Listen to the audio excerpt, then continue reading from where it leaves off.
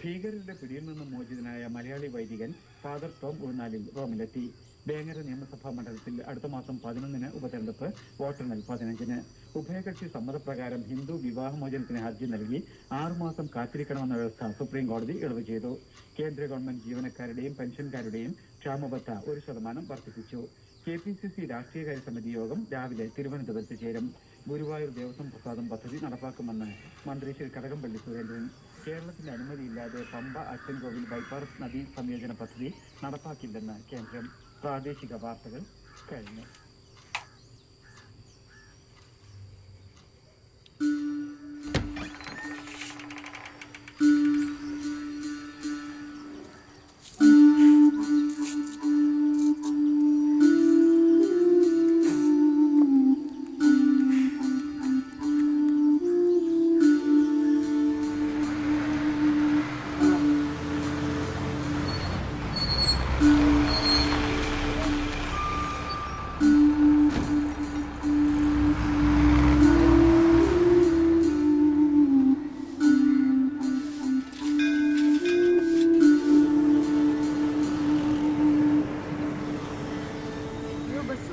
Bus പോയി വേണം ചേച്ചി. എങ്ങോട്ട് പോയി ചേച്ചി? ഞാൻ പോലീസ് സ്റ്റേഷൻ വരെ പോകും. എന്ത് പറ്റി? അക്കാര്യമൊന്നും പറയണ്ട എൻ്റെ കുഞ്ഞെ. ഞാൻ മുറ്റത്തിരുന്ന് മടലേറിക്കൊണ്ടിരിക്കുകയായിരുന്നു. അപ്പോൾ ഒരുത്തൻ വന്ന് വെട്ടുവത്തിയും തരുമെന്ന് ചോദിച്ചു. എൻ്റെ പൊട്ട ബുദ്ധിക്ക് ഞാനെടുത്ത് കൊടുക്കുകയും ചെയ്തു. അവനത് കൊണ്ടുപോയി നമ്മുടെ വർഗീസറിൻ്റെ വീട്ടിൽ ചെന്ന് അവിടെ വന്ന് ഒരുത്തനിട്ട് വെട്ടി. എന്നിട്ട് അവനിപ്പോൾ പോലീസുകാർ കൊണ്ടുപോയി. പക്ഷെ എൻ്റെ വെട്ടുവത്തിയും കൊണ്ടുപോയി. അപ്പോൾ ആ വെട്ടുവത്തിൻ്റെ പിന്നാലെയാണ്. അതിപ്പോൾ കേസായില്ലേ? എന്ത് ചെയ്യാ?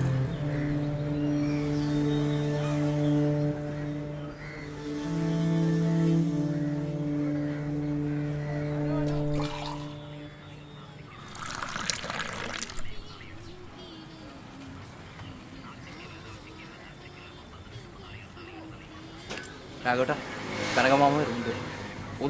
ഒന്ന് പറഞ്ഞു മനസ്സിലാക്കണം. പറഞ്ഞാൽ പോരാ, സമ്മതിപ്പിക്കണം. പറഞ്ഞു നോക്കാം, പക്ഷെ സമ്മതിക്കും തോന്നുന്നില്ല.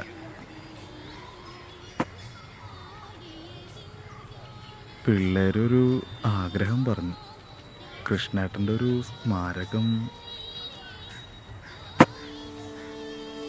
ഇപ്പൊ ഞാനുണ്ടല്ലോ.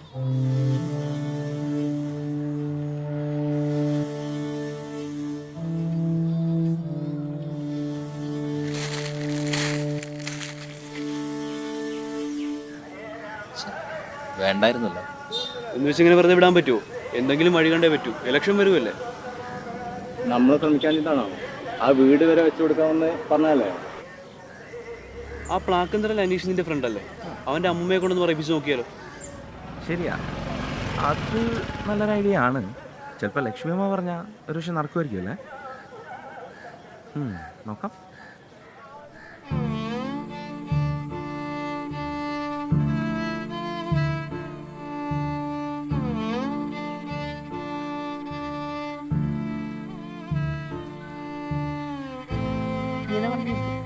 കൊള്ളാം. തന്നെ ഇല്ലാഞ്ഞതുള്ളൂ. ഇത് പറഞ്ഞ കുറേ പേര് കൂടെ കൂടിയിരുന്നു. ഒത്തിരി പേരോട് കൂടി കൊണ്ടാണ് ഇരിക്കുന്നത്. അപ്പം എന്തെങ്കിലുമൊക്കെ ഇതുപോലെ റേഡിയോയൊക്കെ വെച്ച് പാട്ടൊക്കെ കേട്ട് ബാറ്ററിയുടെ റേഡിയോ ആയിരിക്കും. എന്നിട്ട് ഒരു നാടകമൊക്കെ ഉണ്ട്, വൈതരണി. നീ ഓർക്കണ്ടോ ആ വൈതരണി നാടകം? റേഡിയോ 9 ഇപ്പോഴത്തെ വൈതരണിയാണ്.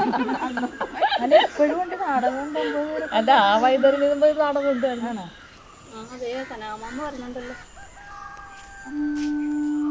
ഒരു മണിയായി, കൊച്ചുണ്ണാൻ വരെ ഉച്ചയ്ക്ക് ഞാൻ പോണു. സ്പെഷ്യൽ എന്താ?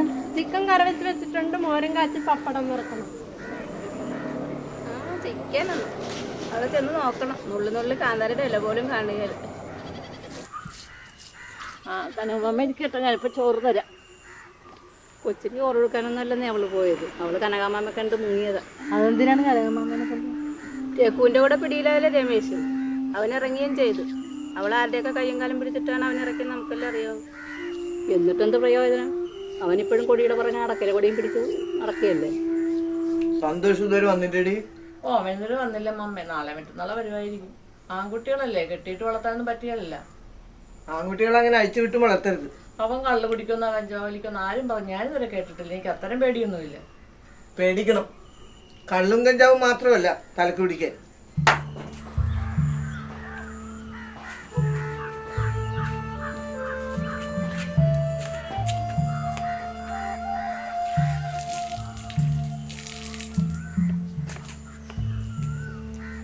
എന്ത് പറ്റിയടി?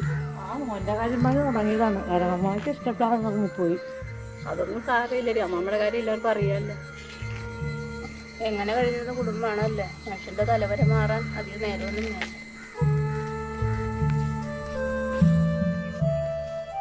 ആദ്യം പറ്റ തീർക്കാൻ പറഞ്ഞിട്ടുണ്ട് അമ്മയോട്. ഇപ്പം തന്നെ 10-200 രൂപയായി. അത് കഴിഞ്ഞ് ബുക്കും പേനയും തരാം.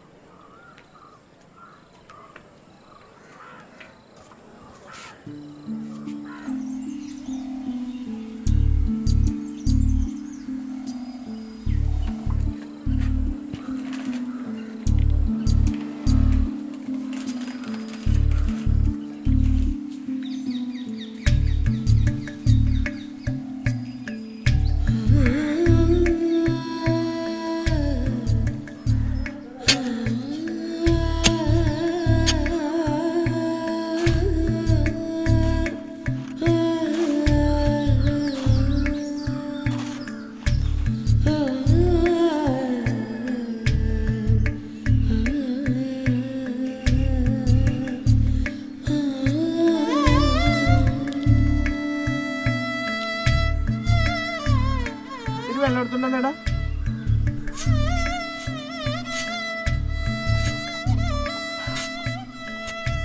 കാന്താരി മാത്രമല്ല മുറ്റത്ത് വളരുക. കൊല്ലം മുഴുവൻ കടലൂട്ടൂലെന്ന് അറിയാലോ. എന്തെങ്കിലും നട്ടു വളർത്തിയ കടൽ കരിയുമ്പോൾ പട്ടിണിയില്ലാതെ കഴിക്കാം. നീ എന്തിനാ എന്നെ കാണുമ്പോൾ പരിക്കുന്നത്? നീക്കറിട്ട് നടക്കുന്ന കാലം മുതലേ രഘുവിൻ്റെ കാണുന്നതാണ് രമേശന്. അല്ലെങ്കിലും ഇതൊന്നും നിന്റെ തെറ്റല്ലല്ലോ. തെറ്റുപറ്റിയത് എനിക്കാണ്. പിള്ളേരെ നട്ടു നനച്ച് വളർത്താനും പഠിപ്പിക്കണം. എന്നാൽ വെട്ടി വീഴ്ത്താൻ പറയുമ്പോൾ കൈ അറയ്ക്കും.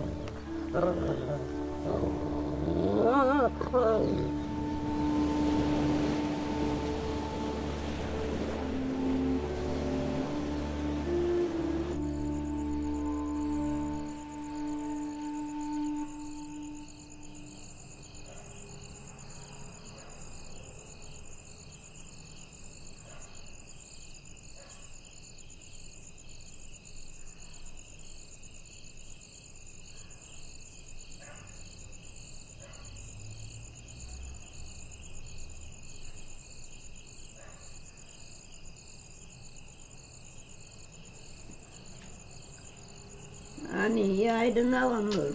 കൂട്ടുകാരിയുടെ നോക്കിയിരിക്കായിരിക്കുമല്ലേ? അമ്മമ്മക്ക് ബോറടിക്കില്ലേ ഈ സെയിം കഥ തന്നെ എപ്പോഴും കേട്ടോണ്ടിരിക്കാൻ? എൻ്റെ അപ്പനാകുമ്പോഴേ എനിക്ക് അവള് മാത്രമേ ഉണ്ടായിരുന്നുള്ളൂ. അന്ന് ആ കൃഷ്ണൻ പണിയെടുത്ത് ഈ കുടുംബത്തിന് വേണ്ടി ഒരുപാട് കഷ്ടപ്പെട്ടിട്ടുണ്ട്. കുടുംബത്തിന് വേണ്ടി ഇവിടുത്തെ പിള്ളേരും അതിൻ്റെ പങ്ക് പറ്റിയിട്ടുണ്ട്. അത് നിനക്ക് പറഞ്ഞാൽ മനസ്സിലാകുകയില്ല.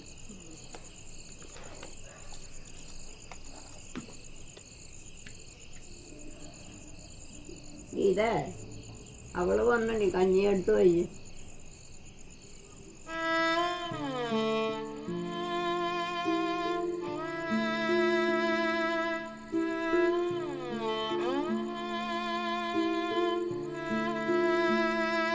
സാരയില്ലതൊക്കെ സഹിച്ചല്ലേ നിവർത്തിയുള്ളൂ. എന്നാലും എൻ്റെ ലക്ഷ്മമ്മേ, ഇപ്പോഴും എനിക്ക് മനസ്സിലാകാത്തത് എന്തൊക്കെ രാഷ്ട്രീയത്തിൻ്റെ പേരിലാണെങ്കിലും ഒരു മകനെ ഒരച്ഛനെ വെട്ടിക്കൊല്ലാനൊക്കെ പറ്റുമോ? അതും പെറ്റ തള്ളുടെ മുമ്പിൽ വെച്ച്. തലേ ദിവസം രാത്രി ആ മനുഷ്യൻ കഷ്ടപ്പെട്ടുണ്ടാക്കിയത് എൻ്റെ കൈ കൊണ്ട് ഞാൻ വെച്ച് വിളമ്പി കഴിച്ചവനാണ്. രഘുവിൻ്റെ പോക്ക് ശരിയല്ലെന്ന് കൃഷ്ണേട്ടന് ഭയങ്കര പേടിയായിരുന്നു. പക്ഷെ ഞാനാണ് വാദിച്ച് തോറ്റുപോയത്.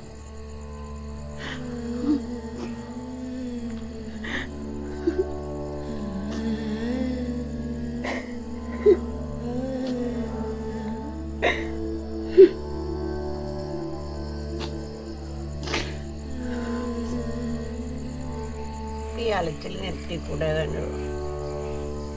ഞങ്ങളൊക്കെ ഇല്ല. പിള്ളേര് വന്നിരുന്നല്ലേ, എനിക്കങ്ങനെ അലഞ്ഞ് തന്നെ നടക്കണം. എന്നെ കണ്ട് നാട് പഠിക്കണമെന്നൊന്നുമില്ല, പക്ഷേ അവരെന്നെ കാണണം. എവിടെയെങ്കിലും വീണ് കിടന്ന് മരിക്കുന്നത് വരെയും അവരെന്നെ കണ്ടുകൊണ്ടിരിക്കണം.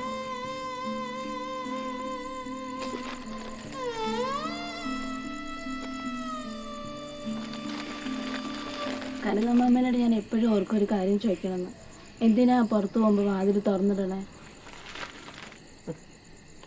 നിങ്ങൾ എന്തിനാ വാതിൽ അടച്ചിടുന്നത്?